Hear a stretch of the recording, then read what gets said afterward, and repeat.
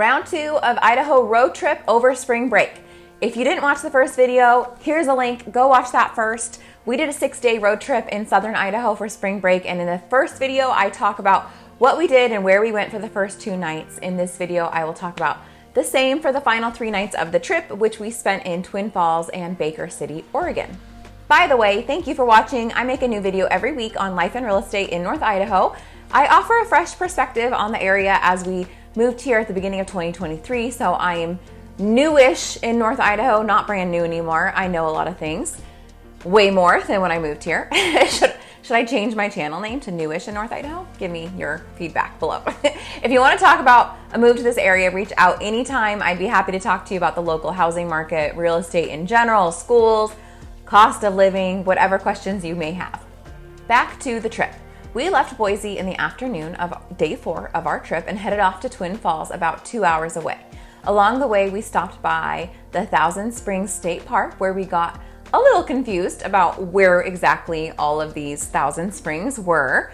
Apparently, this place is huge and you have a ton of options of different areas of the park to explore. Our selection was to hike a bit at the Malad Gorge. This was a somewhat terrifying experience, especially more so if you do not like heights. I'm not a huge wimp about heights. I have been skydiving, but my instinct of self-preservation has really gone into high gear since having kids, and my fear of them falling to their death is almost paralyzing, which I think it should be. That's normal. So keep those things in mind, along with Idaho's less strict safety codes, and it was definitely a memorable experience. The trail at Malad Gorge is set back from this 250-foot cliff by like maybe a buffer of 20 or 30 feet. But I have, like, my girls, I've got 3 girls and a boy. My girls, they will stay right by me. They are listeners. But I have no faith in my 7-year-old son's self-control. And it was a little too close for comfort for that guy. And he really got a kick out of like living life on the edge and seeing how uncomfortable his mom was. So not a great recipe for success there for us. If I could have put him on a leash, I would have.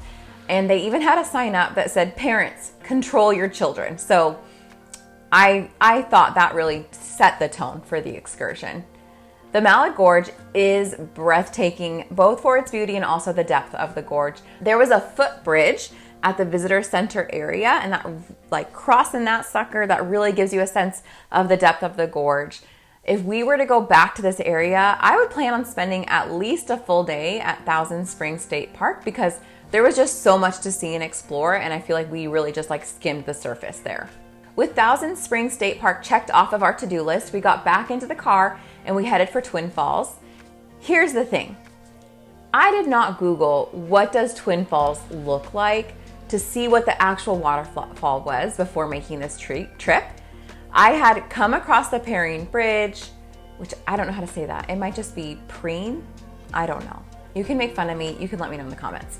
And I knew about Shoshone Falls. I knew that was a big one. I guess in my mind there was going to be huge waterfalls everywhere, and that was not exactly true. So just know that there is really not a lot to see at the Twin Falls waterfall itself. It used to be 2 waterfalls side by side, but it is now all dammed up and there's barely a trickle of water. Wah, wah. Oh well, we saw. Shoshone Falls, on the other hand, is in its full glory. That is where it's at. Super beautiful and so fun to experience with the kids. I also just want to impress upon you that Southern Idaho is full of canyons, like canyons everywhere.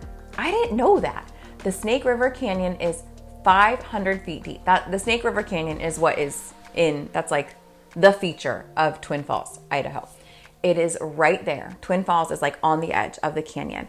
And one night for dinner, we went to Elevate 486, and that they call it that because it's 486 feet above the canyon. It's just sitting there on the edge. It has a breathtaking view. It was truly incredible. As a whole, I'm pretty spoiled by views. I was raised in the Pacific Northwest. I grew up looking at Mount Hood every day, the Columbia River, the Oregon coast. But Southern Idaho and the canyons, it's stunning in a very different way, probably because there's a little fear etched into the experience with the canyons and gorges. On our second day in Twin Falls, the first thing that we did was we drove out to Balanced Rock State Park to hike and see what there is to see. Less than an hour away from Twin Falls. it is in the Salmon Falls Creek Canyon. World famous balanced rock. It's over 48 feet tall and 40 tons. The wind-carved rock balances precariously on a pedestal only 3 feet by 17 inches. We really enjoyed hiking up to the rock, taking pictures, and then we kept going up to the upper ridge.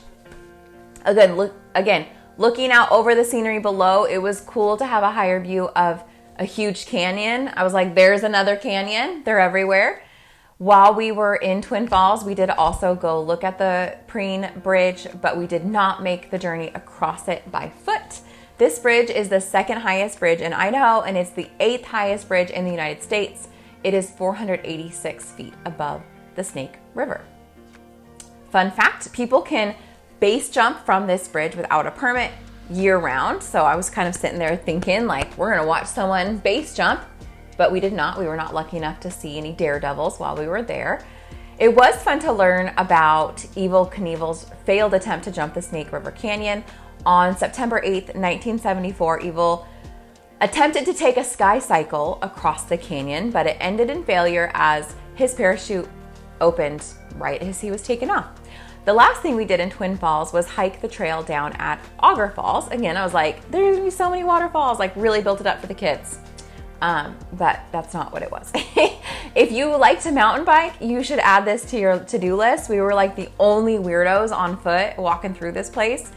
I was hoping for those waterfalls, but really what we got to see were some cool rapids on the Snake River. One thing we did not get to do in Twin Falls was go to the Shoshone ice caves. These are some of the largest known lava ice caves in the world. They are open seasonally, May through September. At some point, we're just gonna have to make another trek down to Twin Falls area to check that out. Our last stop on our road trip was in Baker City, Oregon. Baker City is about 4 hours northwest of Twin Falls, and it's 5 hours from Baker City to Coeur d'Alene. So it was like just a good stop in the middle without retracing our steps to get back up to Coeur d'Alene. I am actually a 4th generation Oregonian. I had never been to Baker City before. I really didn't know much about the town, but from what little research I did beforehand, it seemed like a cute historic town that had been a stop along the Oregon Trail. They have a really big, nice Oregon Trail Interpretive Museum that unfortunately on our trip, it was still closed for renovations. It's opening up again in May 2024. Just like the ice caves, we're just gonna have to go back at some point. We did take the kids out to the closed Oregon Trail Museum, and we still enjoyed walking around, seeing the covered wagons, and exploring the trail system. And again, they have like huge informational signs where you can read about, what it was like for people crossing on the Oregon Trail, and it was still very cool. The Oregon Trail in this area is pretty well preserved, and I gifted my children a core memory by making them walk until their legs were tired on the Oregon Trail, because now they can say that for the rest of their life. I love talking to them about how hard it was for people to make this journey. And like, let's look at that tiny wagon. It is so small. Imagine if we were moving and we could only bring with us what fit in that tiny wagon. And I hope to help them to understand how easy we all have it now, but who knows? One of the children developed a sudden ear infection on the Oregon Trail. So while we were in Baker City, we also got to check out the urgent care. 5 stars, they did a great job helping us out. While we were there, we stayed at the historic Grand Geyser Hotel in Baker City. It is a really beautiful old hotel, definitely the nicest place that we stayed for the whole trip. When this place was built, I think it was like during the peak of the gold rush, so like there was some money put into this building. I also drug my family to the Baker Heritage Museum, and everyone agreed that it packed a big punch.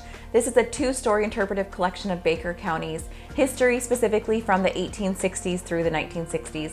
Some of their exhibits include Baker County industries such as logging, ranching, and mining, historical Baker City, Chinese heritage, native and non-native wildlife, and a collection of Native American artifacts. They have the biggest rock, gem, and mineral collection I have ever seen in my life. The Billy Wyatt collection was really impressive as he searched for rocks all over Oregon for decades and decades, and they then cut and polished them for display. Another interesting display was about the movie Paint Your Wagon, which was filmed in Baker City, 1968. The last thing to share about Baker City was that I had the best coffee of the trip there. So if you find yourself in Baker City, you need to go stop by Sweet Wife Baking. The coffee and their pastries there were amazing. They were so good. So that was our trip. McCall, Boise, Twin Falls, Baker City, home. 5 nights, no car rides longer than 5 hours, and only 1 trip to urgent care. We're definitely going to do this trip again during warmer months so that we can see more hiking in the parks and see the ice caves. There's also along the Snake River some really cool whitewater rafting trips that you can do. I want to do that. Have you done some exploring in Southern Idaho? If you have, where did you go and what did you see? Let me know in the comments down below.